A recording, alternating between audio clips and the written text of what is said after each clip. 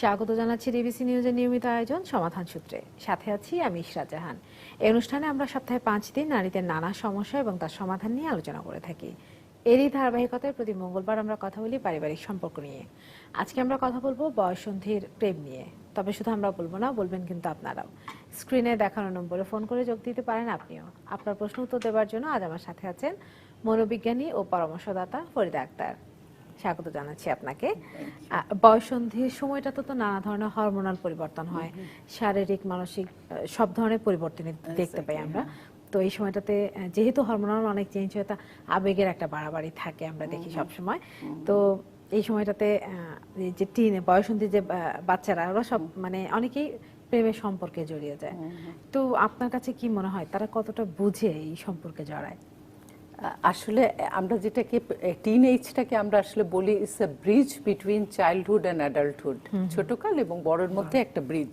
তার মানে ওরা আসলে অ্যাডাল্ট হয়ে যায়নি, কিন্তু এই জিনিসটাই তারা বুঝতে পারে না। যেহেতু একটা হরমোনাল চেঞ্জ হতে থাকে, সেক্সুয়ালিটির একটা ফিলিং আসে ভেতরে, এবং অপোজিট সেক্সের প্রতি অসম্ভব বেশি আগ্রহ হয়, আকর্ষণ হয়। এই আকর্ষণের কারণে ওরা যেটা করে যে খুব তাড়াতাড়ি প্রেমে জড়িয়ে পড়ে, এবং প্রেমে জড়িয়ে পড়ার ব্যাপারে এটা যে একটা রাইট পার্টনারের প্রশ্ন, এই ব্যাপারটাই ভুলে যায়। রাইট পার্টনার কনসেপ্টটাই থাকে না তখন, যাকে পছন্দ হলো। এবং এই জন্যই আমরা এটাকে প্রেম না বলে ইনফ্লুয়েন্সিয়েশন বলতে বেশি পছন্দ করি, যে এটা একটা মোহ আসলে। এটা ঠিক প্রেম আসলে নয়। আচ্ছা আচ্ছা, আপনারা মনোবিজ্ঞানীরা যারা আছেন তারা এটাকে, অন্যদের কথা বাদে, এটাকে মানে খারাপ ভালো কোন হিসেবে দেখছেন? আচ্ছা, প্রথমে আমি একটু বলতে চাই যে ওরা অ্যাফেয়ারটা কেন জড়ায়, এটা একটু বলে নিই। আচ্ছা, তো প্রথমে আমরা যেটা দেখি যে সেটা হলো যে আমাদের এখন সোশ্যাল মিডিয়ার প্রভাব এত বেশি, হাতের কাছে সবকিছু, একজনের সাথে আরেকজন যোগাযোগ করার জন্য এতই বেশি, ঘরে বসে দরজা বন্ধ করেই সবকিছু করতে পারে। তো এই সুযোগটার জন্য এটা বেড়ে গেছে, এটা একটা। আরেকটা দেখেন যে ড্রামাস, আমাকে আদারওয়াইজ নেবেন না, মিডিয়ার ব্যাপারে বলছি, কারণ ড্রামা মুভি যাই দেখেন, মেইন বিষয়টাই প্রেম থাকে আসলে। তো যে জন্য সেটা দ্বারা উৎসাহিত হচ্ছে, এটা বলাই যেতেই পারে। আরেকটা আমরা যেটা দেখি সেটা হচ্ছে যে কিছুটা কপি ক্যাট বিহেভিয়ার, যে আমার ফ্রেন্ড অ্যাফেয়ার করছে, আমাকেও করতে হবে।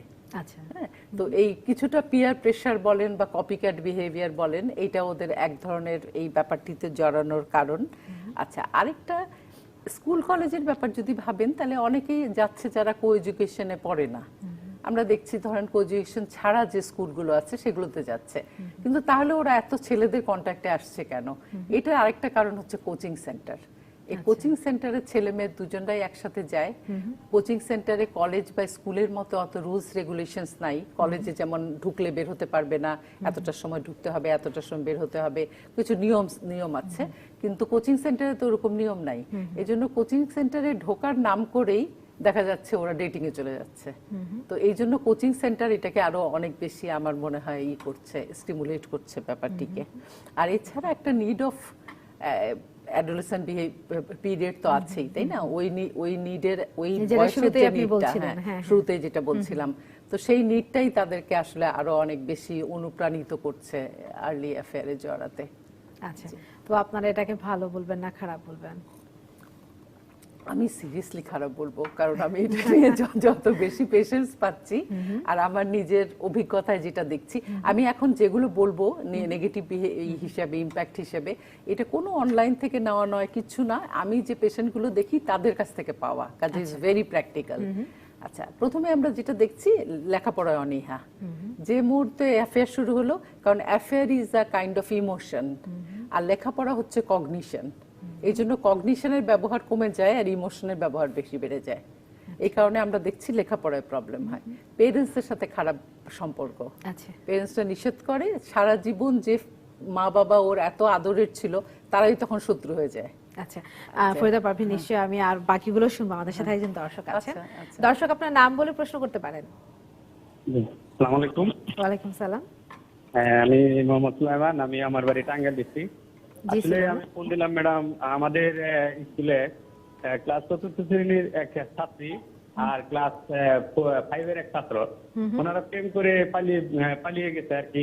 পরবর্তীতে পুলিশ তাদেরকে অ্যারেস্ট করে নিয়ে আসছে, নিয়ে যা তাদের পরিবারের কাছে হস্তান্তর করছে। এই যে একটা প্রভাবটা কি কারণে পড়লো ম্যাডাম, আমি এই সম্পর্কে একটু জানতে চাই।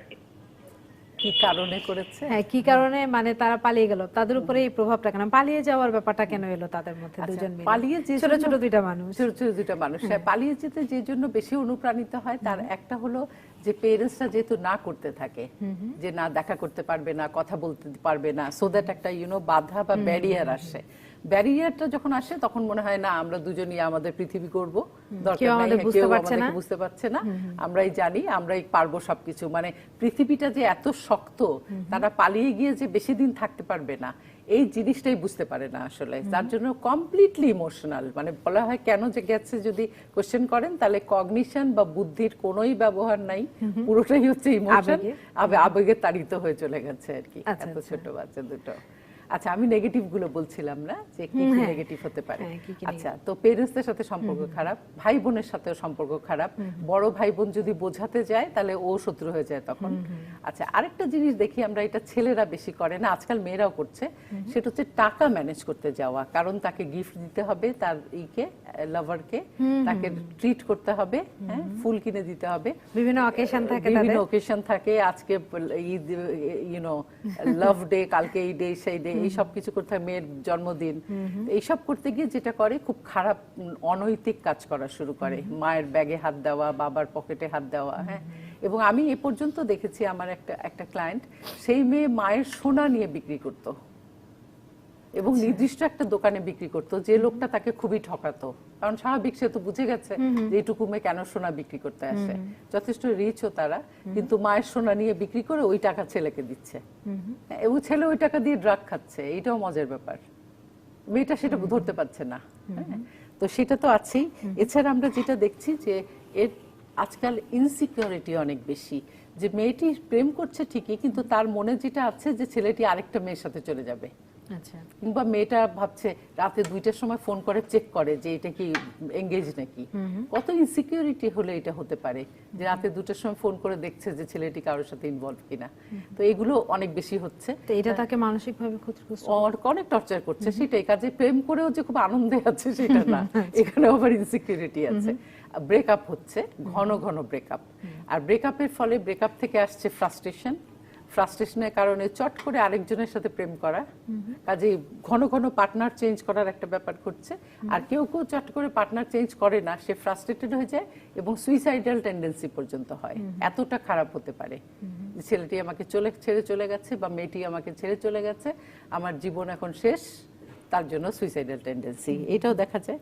আচ্ছা, আবার যেটা সবচেয়ে খারাপ আজকাল হচ্ছে, সেটা হচ্ছে ফিজিক্যাল রিলেশনশিপ। খুবই তাড়াতাড়ি ফিজিক্যাল রিলেশনশিপ ডেভেলপ করে।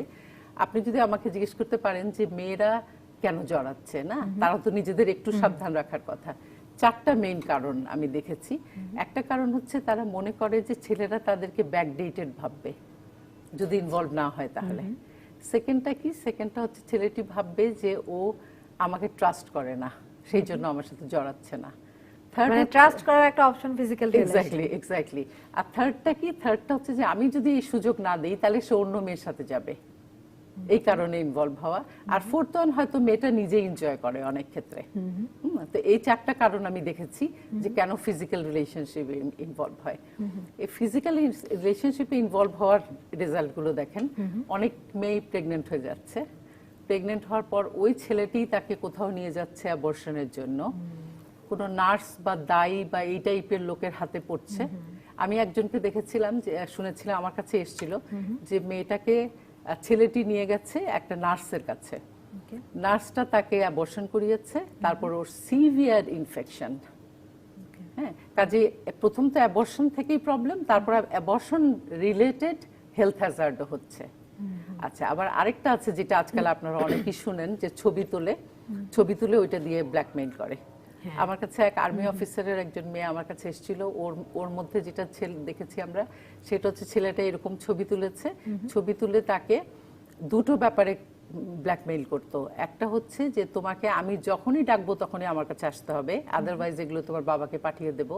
আর সেকেন্ড হচ্ছে বাবার কাছ থেকে টাকা নিয়ে আসবা, আমি যখন যত টাকা চাইবো তুমি তত টাকা নিয়ে আসবে। কত খারাপ হতে পারে না? কাজে এই ধরনের ব্ল্যাকমেইলও আমরা দেখছি।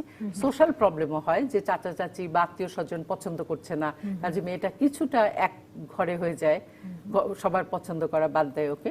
আচ্ছা, আরেকটা দিক আমরা দেখেছি যে যে মেয়েটি অ্যাফেয়ার করতো ও হয়তো ব্রেকআপ হয়ে গেছে, তারপর মেয়েটির বিয়ে হলো। সেই বিয়ে হওয়ার পর এই ছেলেটির কথাবার্তা যদি বেরিয়ে যায় বা এই ছেলেটি নিজেই যদি ডিস্টার্ব করতে থাকে, তাহলে ওই মেয়েটির ম্যারাইটাল লাইফও নষ্ট হয়ে যায়। যেহেতু আমাদের দেশে এখনো সামাজিকভাবে এটা গ্রহণযোগ্য যে না, বিয়ের আগে কোনো অ্যাফেয়ার থাকতে পারে। সেইটাই। আর যদি পালিয়ে টালিয়ে যায় তাহলে তো আরো সমস্যা তার পুরো লাইফ নিয়ে। এটা আমরা দেখেছি। আর যেটা এমনি হয় সেটা হচ্ছে আরেকটা যেটা খুব ইম্পর্টেন্ট কথা, হচ্ছে এই বয়সে তো রাইট পার্টনার সিলেক্ট করতে পারে না। একটা আমার রাইট পার্টনার কে হবে, তার কি কি কোয়ালিটিস থাকলে সে আমার সাথে ম্যাচ করবে, এগুলো বোঝার বয়স তো তখন না। হ্যাঁ, তো তখন জাস্ট একটা আকর্ষণ হয় ছেলেটির চেহারা, নাইলে এরকমও হয় যে শুধু হেয়ার স্টাইল দেখেই পাগল হয়ে গেছে, কেউ কেউ শুধু ভয়েস শুনে পাগল হয়ে যায়। তো এরকম অনেক কিছুই আছে যেগুলোর সাথে রাইট পার্টনারের কোনো মিলই নাই। যে এত কিছু দেখেন খারাপ ইমপ্যাক্ট হতে পারে। আমাদের সাথে একজন দর্শক আছে, প্লিজ। দর্শক আপনার নাম বলে প্রশ্ন করতে পারেন। দর্শক নিশ্চয়ই শুনতে পাচ্ছেন আমাকে?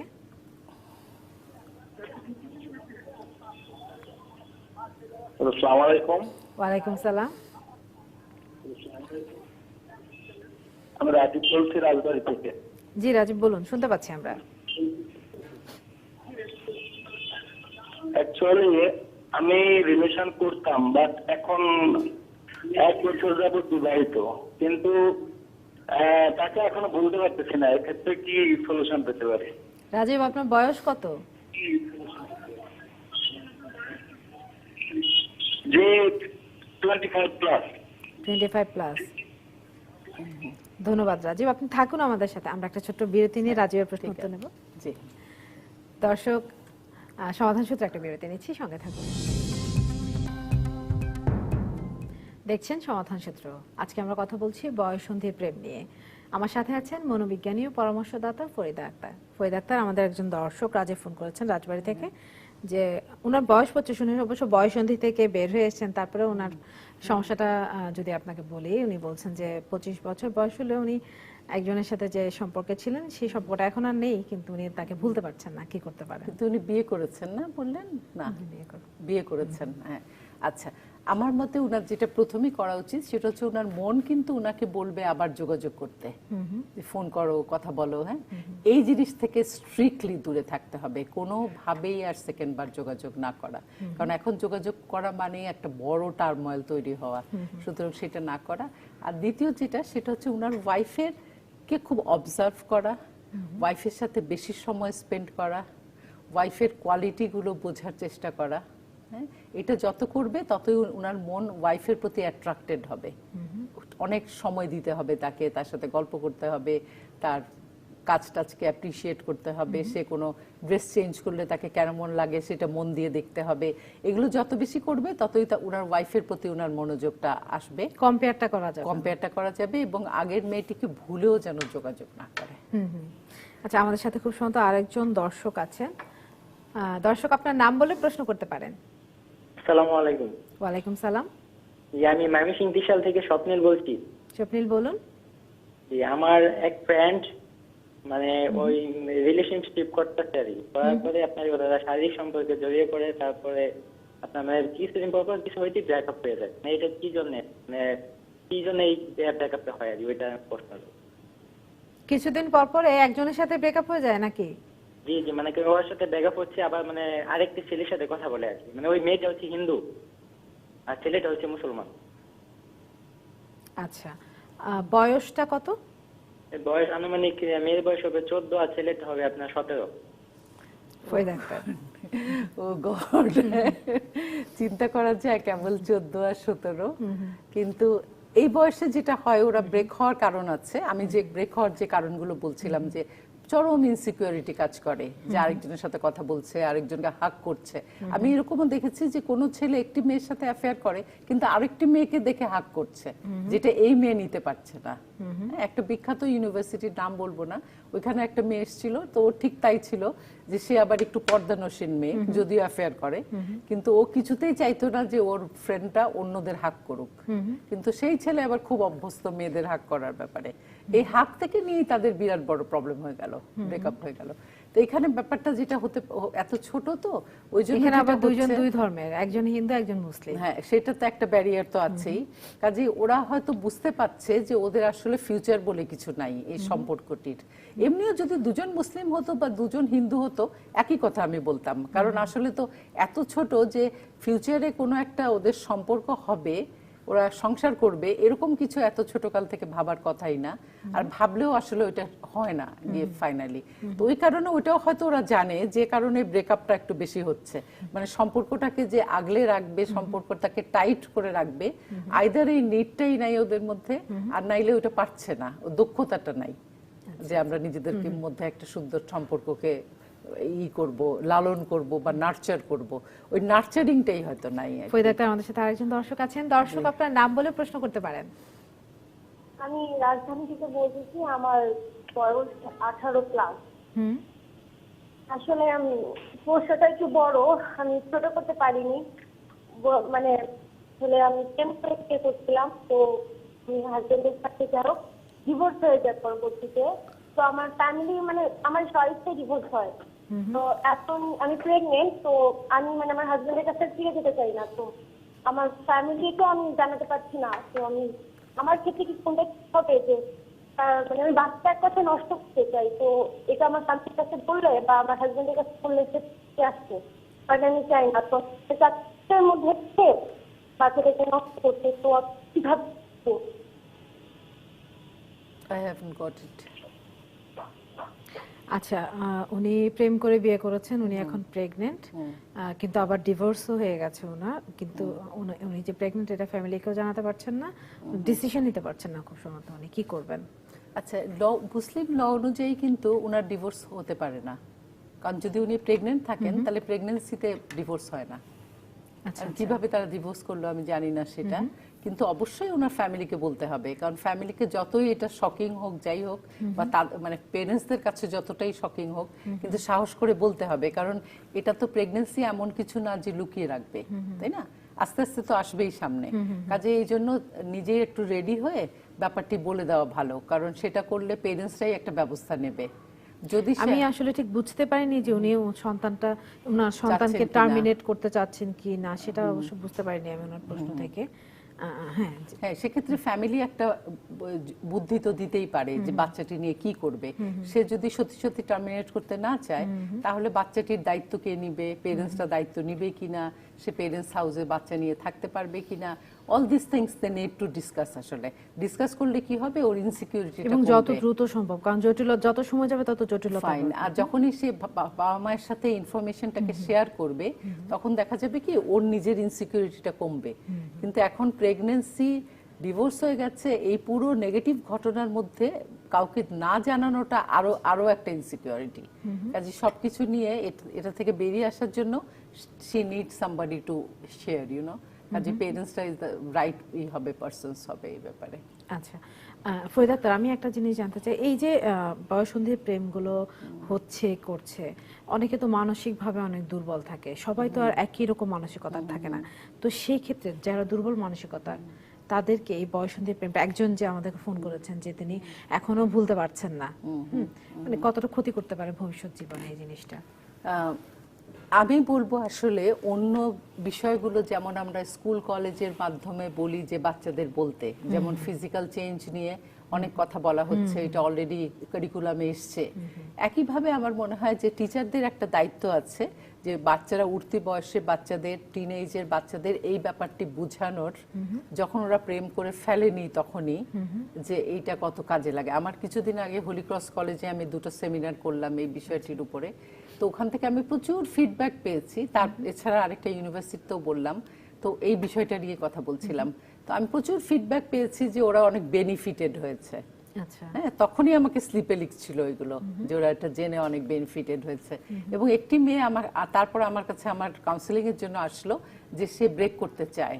সেগুলো সব শোনার পর তার মনে হয়েছে যে আসলে এটা খুব ভালো কাজ করছে না, কাজে ওইটা ব্রেক করতে চায়। আর একজন শুধু না, হেল্প নেওয়ার জন্য বেশ কিছু মেয়ে হোলি ক্রস থেকে আসলো আর কি। আচ্ছা, আমার মতে এটা স্কুল কলেজের টিচার্সদের এটা বলা উচিত। মিডিয়াতে আপনারা যেমন করছেন, এই টপিকটা আমি খুব একটা দেখিনি মিডিয়াতে আসতে, কিন্তু আপনারা যেমন এই প্রোগ্রামটি রেখেছেন আজকে, কাজে এটা একটা ইম্পর্টেন্ট ব্যাপার যে মিডিয়ারও এই ব্যাপারটি ঘন ঘন আনা দরকার, যে যাতে টিনেজাররা বুঝতে পারে যে আমি জড়িয়ে পড়লে কত রকমের খারাপ হতে পারে। এই সময় আমার একটা প্রশ্ন ছিল, এই সময় তো ইমোশন একেবারে চূড়ান্ত লেভেলে থাকে, পিকে থাকে, তো সেই ক্ষেত্রে অনেকে হয়তো আপনি বললেন যে আপনার লেকচারে বুঝেছে, মানে আপনার কাছে চিরকুট লিখেছে, কিন্তু অনেকে যারা ইতিমধ্যে প্রেমের সম্পর্কে জড়িয়ে গেছে তারা অনেক সময় মানে এটা গ্রহণ করতে চায় না, যখন তখনকার সলিউশনটা কি? হ্যাঁ, আমি হয়তো অনেক এই গ্রুপের কাছে এখন শত্রু হচ্ছি এই বিষয়ে কথাবার্তা বলছি, কিন্তু ইন্টারেস্টিং ব্যাপার হচ্ছে যে হ্যাঁ, তাদের মধ্যে ওর মধ্যে না ভ্যারিয়েশন আছে, মানে কগনিশন কম এবং ইমোশন বেশি, এই যে কথাটি আমি জেনারেলি বললাম, এটা কিন্তু আবার সবার মধ্যে তা না। মানে কিছু কিছু টিনেজারও আছে, কিন্তু at the same time they are very cognition dependent. হ্যাঁ, এবং তাদের একটা ভালো জিনিস আছে, they are close to their parents, পেরেন্টসের সাথে ফ্রেন্ডলি বলে একটা ভালো জিনিস হয় কি, তারা সব কথা শেয়ার করতে পারে। এখন পেরেন্টসের কাছে আপনি যখন শেয়ার করবেন, তখন যদি আপনি একদম বিগিনিংয়েরই একটা কথা বলেন যে আম্মু, একটা ছেলে না সবসময় আমার দিক তাকায় থাকে, ওকে না আমার খুব কিউট লাগে, হ্যাঁ, মা হয়তো তখনই সাবধান করতে পারে যে ঠিক আছে, কিউট পর্যন্ত রাখো বাবা, তার থেকে আগায়ও না, কারণ তাতে তোমার এই প্রবলেম হবে। হ্যাঁ, সেটা একটা। আরেকটা যেটা আমরা সবসময় বলি যে আমরা যদি গোল ওরিয়েন্টেড করতে পারি বাচ্চাদের, প্রত্যেকটা বাচ্চারই আসলে আমরা বলছি 14 বছরের পর থেকে ওরা গোল বের করতে পারে, যে আমি যখন অ্যাডাল্ট হব, আমি যখন 35 বছরের হব, তখন আমি কোথায় থাকব। এই গোলটা যদি বের করতে পারে এবং বাচ্চাকে যদি গোল ওরিয়েন্টেড করা যায়, তাহলে সুবিধা হচ্ছে কি যে গোল ওকে টেনে নিয়ে যাবে। কাজে এই ধরনের কিছু করার আগেই ওর মনে হবে ও আমি তো গোলে পৌঁছাতে পারবো না উল্টাপাল্টা কাজ করলে। তো গোল ওরিয়েন্টেড করা, এটা আমাদের এই গোল ওরিয়েন্টেড একটা এক্সারসাইজ আছে যেটা আমি করাই, 5টা গোল বলি আমরা, আচ্ছা, ওইটা নিশ্চয়ই শুনবো। আমরা একটা প্রশ্ন নিতে চাই। হ্যাঁ, দর্শক আপনার নাম বলে প্রশ্ন করতে পারেন। হ্যালো, আসসালামু আলাইকুম। ওয়ালাইকুম আসসালাম। জি, আমার নাম কি, আমার হবিগঞ্জ থেকে বলছি। জি বলুন, শুনতে পাচ্ছি। বয়স 18। আমার কিছুদিন আগে একটা প্রেডিকেশন ছিল, এখন সে আমার সাথে হঠাৎ করে কোন কারণ ছাড়া সবকিছু অফ করে দিচ্ছে, কথা বলতেছে না, SMS করে SMS রিপ্লাই দিচ্ছে না, আমার কি করা উচিত? হঠাৎ করে যোগাযোগ বন্ধ করে দিয়েছে? হ্যাঁ হ্যাঁ, হঠাৎ করে যোগাযোগ বন্ধ করে দিয়েছে। মানে আমার কি করা উচিত? আমার খুব ডিপ্রেশন আছে। ডিপ্রেশন আছেন।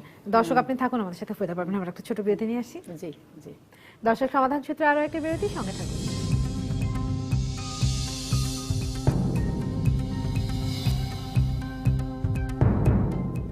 আবারও আমন্ত্রণ সমাধান সূত্রে। আজকে আমরা কথা বলছি বয়ঃসন্ধির প্রেম নিয়ে। আমার সাথে আছেন মনোবিজ্ঞানী ও পরামর্শদাতা ফরিদা আক্তার। ফরিদা আক্তার হবিগঞ্জ থেকে সিয়াম ফোন করেছিলেন, তার বয়স 18। ওনার যেই মেয়ের সঙ্গে প্রেম ছিল, সেই মেয়ে এখন তাকে কোনো একটা কারণে যোগাযোগ রাখতে চাচ্ছে না, মেসেজ কলে রিপ্লাই দিচ্ছে না, উনি ডিপ্রেশন আছেন, কি করতে পারেন?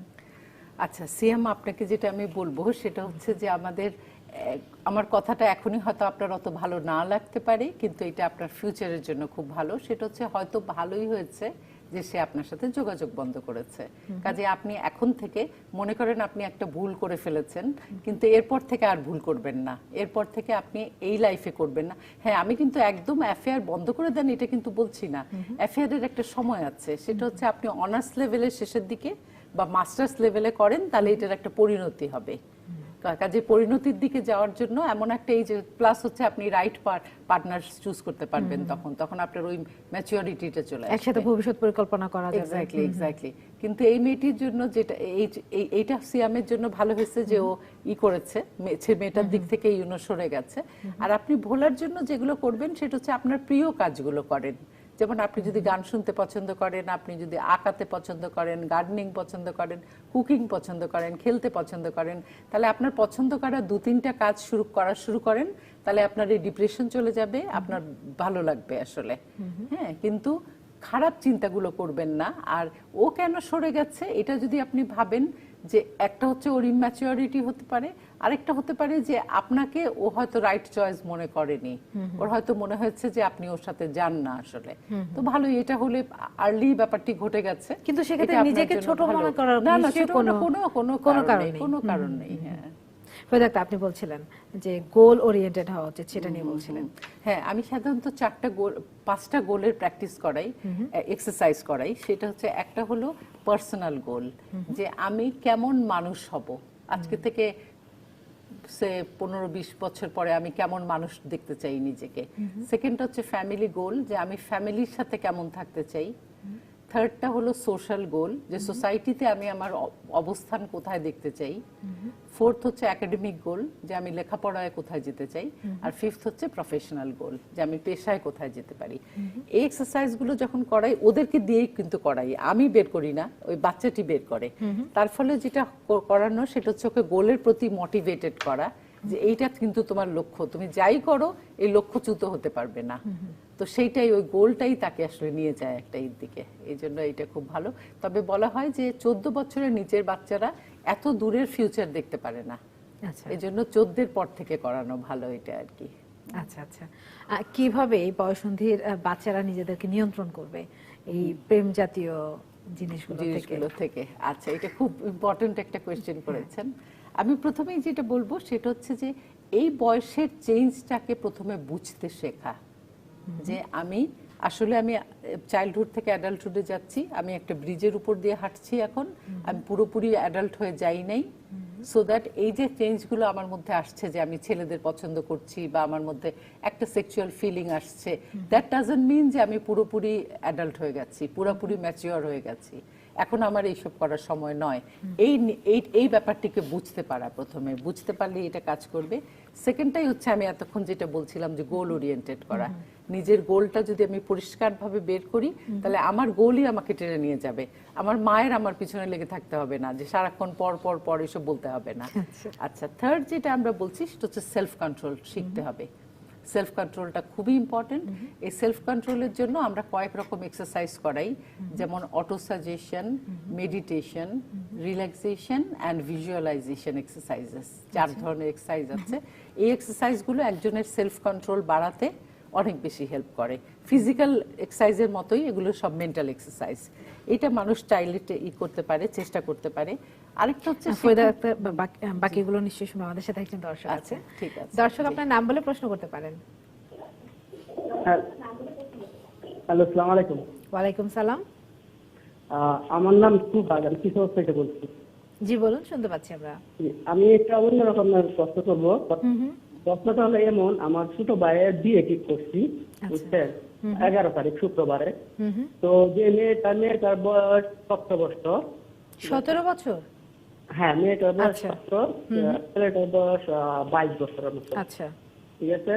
তো ওই এখন বিয়েটা ভেঙে গেছে, কারণটা হলো মেয়েটা অন্য একটা ছেলের সাথে ফেসবুকে মানে রিলেশন ছিল। আচ্ছা, ঠিক আছে। তো ওই যে ছেলেটার সাথে রিলেশনশিপ ছিল, ওই ছেলেটা আবার যে ছেলেটার সাথে বিয়ে ঠিক হয়েছে, ওই ছেলেটার আবার ঠেট দিতেছে যে এটা বিয়ে তুমি করো না, করলে আমি আত্মহত্যা করবো বা তোমার মায়েরা ফেলবো, এই ধরনের আর কি হুমকি দিচ্ছে। হ্যাঁ, হুমকি দিচ্ছে। তো মেয়ে আবার বিয়েতে রাজি, ফ্যামিলি রাজি, সবাই রাজি। আচ্ছা, তো এখন এই মুহূর্তে কি করা যায়? ধন্যবাদ দর্শক।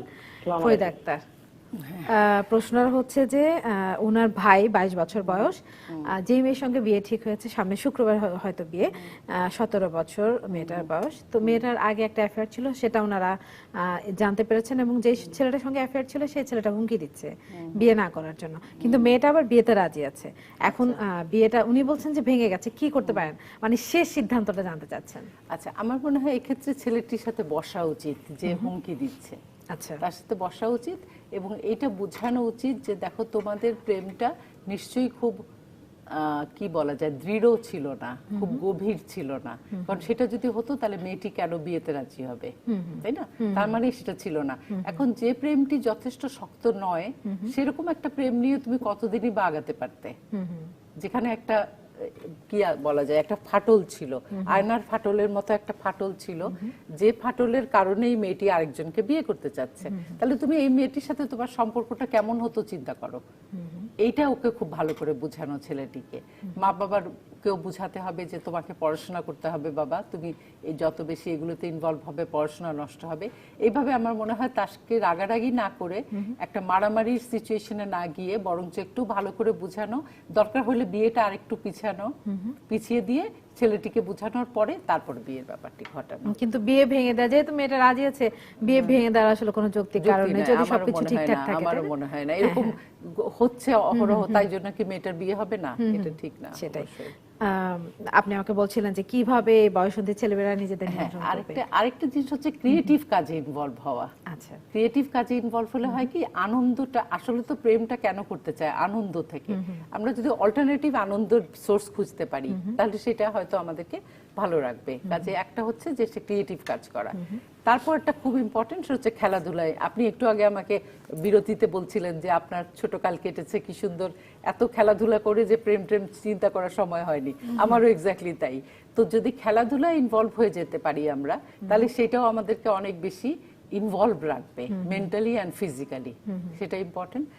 লাস্টটা বলবো আবার যেটা আমি একটু আগেই বলছিলাম যে পছন্দের কাজগুলো করা, যে পছন্দের, যেটা আমি গান গেতে পছন্দ করি, আপনি পরামর্শ দিচ্ছিলেন। পরামর্শ যেটা দিচ্ছিলাম যে গান গেতে পছন্দ করা বা নিউজ দেখতে পছন্দ করা, স্পোর্টস দেখতে পছন্দ করা।